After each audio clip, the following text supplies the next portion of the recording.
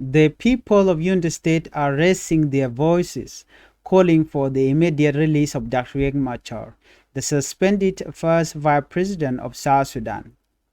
The community members, local leaders, and youth groups say that Dr. Riek Machar detention has created deep concern, especially at a time when the country is facing political uncertainty and ongoing security challenges in the country.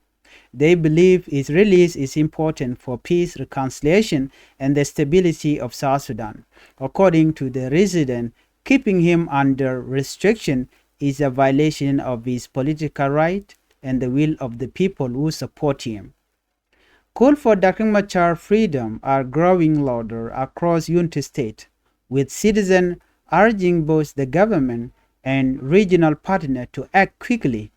The people of Unity State say that only through dialogue, unity, and respect for political agreement can the country move forward.